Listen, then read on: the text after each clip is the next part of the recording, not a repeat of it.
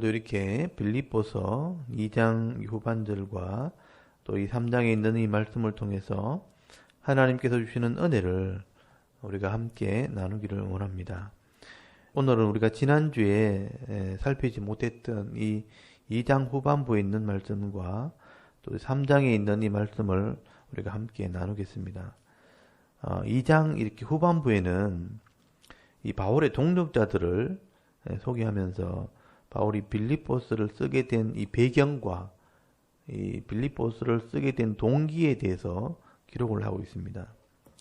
여기서 이제 바울은 디모데와 이 에바브로디도라는 이 두 사람에 대해서 소개를 하고 있습니다. 이 바울은 복음을 전하고 이 교회를 개척하면서 많은 일꾼들을 만나게 됩니다. 바울이 그냥 예루살렘에 있으면서 율법이나 연구하고 또 공부만 했더라면 도저히 만날 수 없는 그런 사람들이었습니다.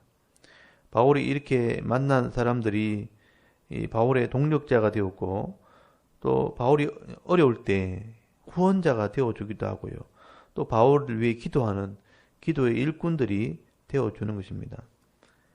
그래서 바울이 지금 로마 감옥에 갇혀 있는데도 이 빌립보에 있는 감독이 바울을 찾아오게 되었다고 지금 말씀을 하고 있습니다. 오늘 2장 25절 26절에 보면 이 에바브로디도에 대해서 바울이 설명을 하고 있습니다. 25절에 보면 그러나 에바브로디도를 너에게 보내는 것이 필요한 줄로 생각하노니 그는 나의 형제요 또 함께 수고하고 함께 군사된 자요 너희 사자로 내 쓸 것을 돕는 자라라고 말씀을 하죠. 이 에바브로디도는 바울의 형제 같은 사람이라 또 함께 수고도 하고 함께 군사된 자요 또 너희의 사자 이 빌립보 교회의 감독이기도 하고 또 나의 쓸 것을 돕는 자라 이렇게 소개를 합니다. 이렇게 에바브로디도는 바울의 제자이면서 바울의 동력자였고 또 바울과 함께 수고하는 것을 기쁨으로 감당하는 그런 하나님의 일꾼이었다는 겁니다. 바울이 이렇게 로마 감옥에 갇혔다는 소식을 듣고 빌립보 교회 성도들이 바울을 위해서 연보를 하게 된 겁니다. 그래서 이 빌립보 교회 감독인 에바브로디도는 이 성도들이 연보를 가지고 지금 로마까지 이 바울에게 오게 된 것이죠. 그래서 바울에게 연보를 전달하기 위해서 그 먼 길을 달려왔다는 겁니다. 그리고 30절에 보시면요.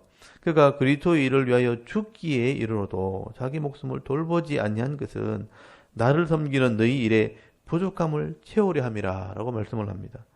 이 에바브로디도가 이 성도들이 연보를 가지고 로마로 이렇게 오는 중에 이 중간에 배에서 병이 났다는 겁니다. 그것도 간단한 병이 아니라 죽을 병이 걸린 것이죠. 그래서 이 소식을 이 빌립보 교회 성도들이 알게 된 겁니다. 아마 이제 로마에 도착했을 때 또 빌립보로 가는 배에 있는 사람들이 아마 이것을 빌립보 교회 성도들에게 알렸던 것 같아요. 그래서 이 에바브로디도가 병이 걸렸다는 것을 온 교회 성도들이 듣고 염려를 하게 되었다는 겁니다.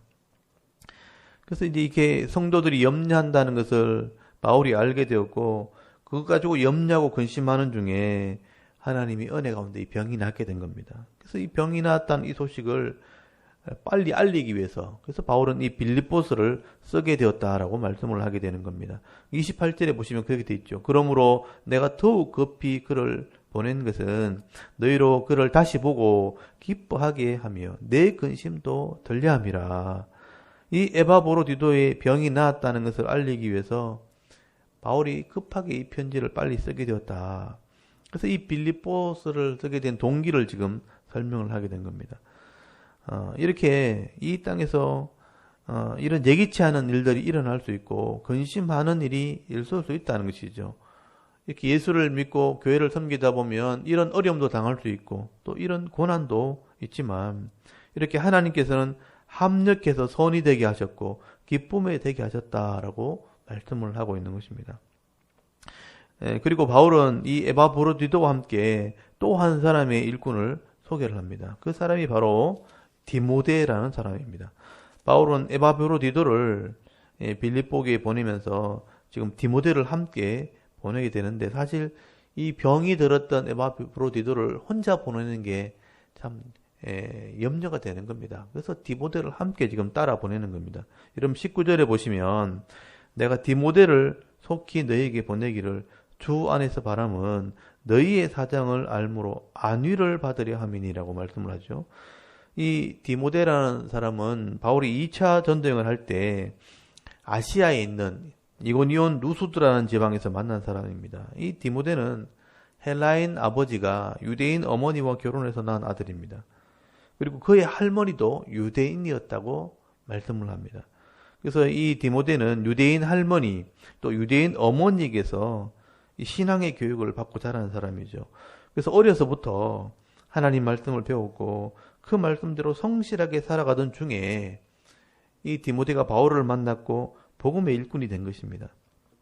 근데 디모데는 굉장히 유약한 사람이라 속병이 좀 있었던 것 같습니다. 디모데전서 거기 5장 23절에 보면 물만 마시지 말고 네 비위와 자주 나는 병을 위해 포도주를 조금씩 쓰라 하고 바울이 기록하는 것을 보면 이 디모데는 몸이 좀 이렇게 연약한 사람인 것 같아요. 그래서 복음을 전하고 이 목회를 하기에는 좀 유약한 몸을 가지고 있었다는 겁니다. 그러나 이 디모데는 끝까지 바울을 따라다니면서요 말씀을 배웠고 또 복음을 전하고 또 말씀을 가르치는 일에 최선을 다했던 그런 성실한 사람이었습니다. 그래서 바울이 생각할 때 많은 제자들이 있지만 이 바울이 최고로 신뢰할 수 있었던 사람이 바로 디모데였다라고 말씀을 합니다. 오늘 그래서 20절에 보시면요. 이는 뜻을 같이하여 너희 사정을 진실히 생각할 자가 이 밖에 내게 없음이라 이런 말을 합니다. 그리고 그들이 다 자기 일을 구하고 그리스도 예수의 일을 구하지 아니하되 디모데의 연단을 내가 안하니 자식이 아버지에게 함같이 나와 함께 복음을 위하여 수고하였느니라 이렇게 말씀을 합니다. 바울이 생각할 때 이 디모데 같은 사람이 잘 없다는 거예요. 대부분의 사람들은 자기 일을 구하고 그리스도 예수를 구하지 않는다는 겁니다. 근데 이 디모데는 하나님을 믿음으로 최선을 다해서 섬기는 사람이었습니다. 그래서 자식이 아버지에게 하듯이 바울을 섬겼던 사람이라 그렇게 표현을 하고 있는 것이죠. 그래서 바울은 이 나중에 이 디모데를 자신의 아들처럼 여기면서 편지를 쓸 때마다 내 아들이라 그런 표현을 씁니다. 거기 디모데전서 1장 2절에 보면 바울이 디모데에게 편지할 때 믿음 안에 참 아들 된 디모데에게 편지하노니 이렇게 말씀을 기록합니다. 그리고 디모데 후서 1장 2절에도 보면 사랑하는 아들 디모데에게 편지하노니 이렇게 기록을 하고 있는 것을 보게 됩니다. 바울이 정말 아끼고 사랑하는 제자였고 또 동력자였고 아들같이 여기는 사람이 되었다라고 말씀을 하게 되는 것입니다. 그래서 이 에바브로 디도를 바울이 다시 빌립보로 돌려보내면서 디모데를 함께 보내어서 좀 힘이 되어줬으면 좋겠다. 또 이런 일들을 전하면서 하나님 말씀을 가르치는 일을 하게 하려고 이 디모데를 함께 보내게 된 것입니다.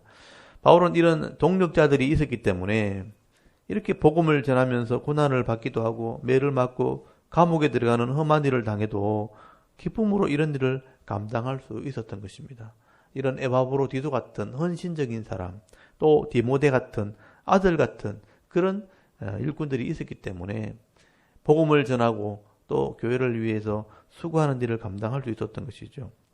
여러분, 교회를 섬기고 가르치는 일도 마찬가지입니다. 혼자 할 수 있는 일이 아니라는 것이죠.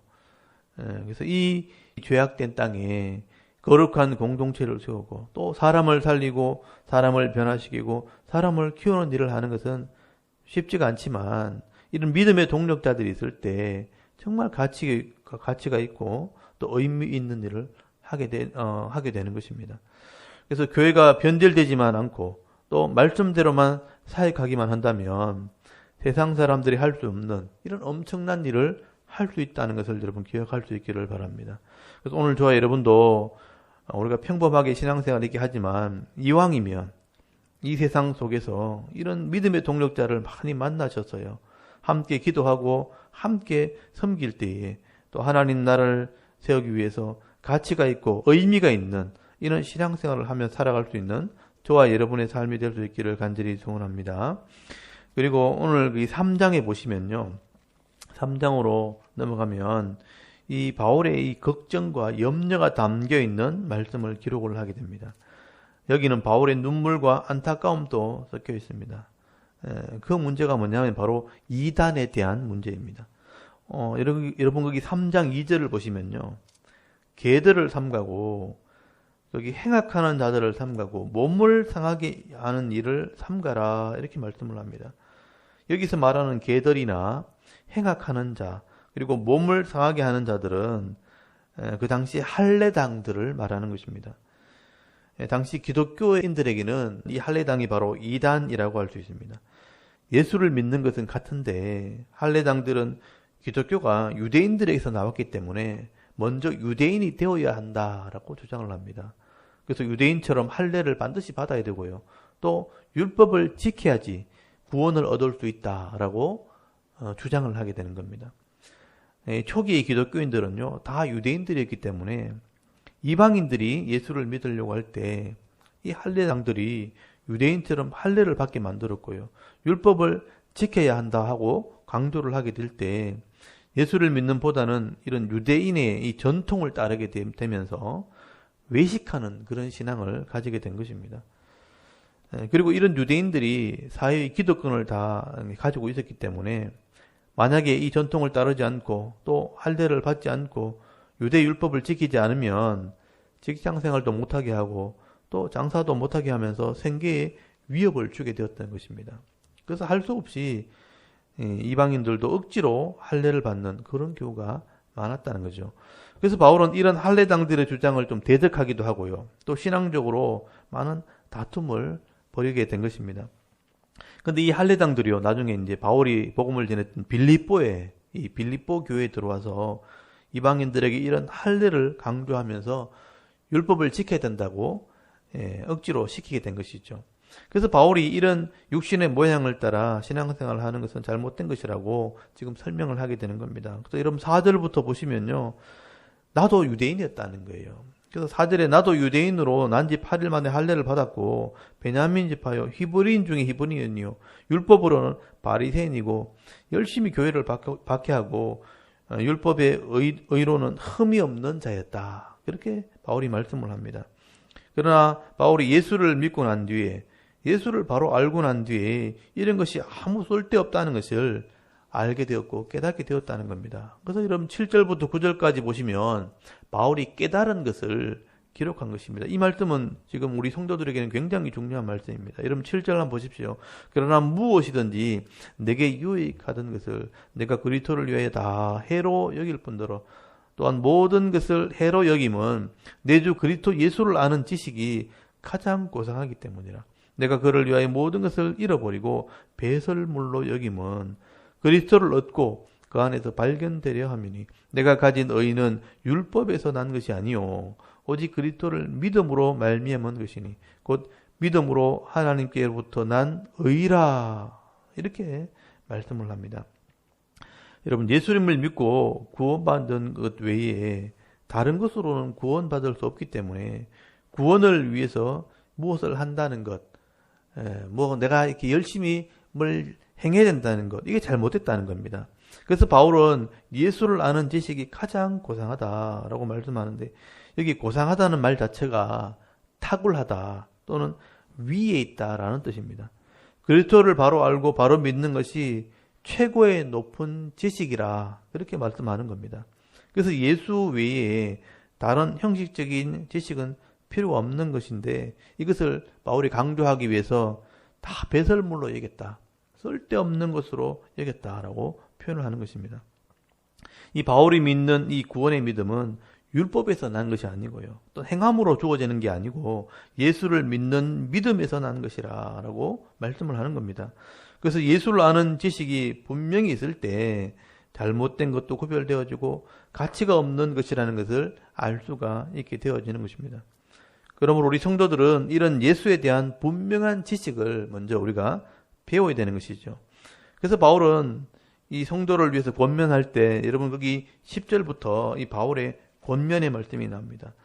나도 이것을 위해서 구원을 받고 또 죽어서는 부활에 참여하기 위해서 끊임없이 내가 달려가고 있다라고 말씀을 합니다. 그래서 여러분 10절에 보면 내가 그리스도와 그 부활의 권능과 그 고난의 참념을 알고자 하여 그의 죽으심을 본받아 어떻게 해서든지 죽은 자 가운데서 부활에 이르려 하노니 라고 말씀을 합니다.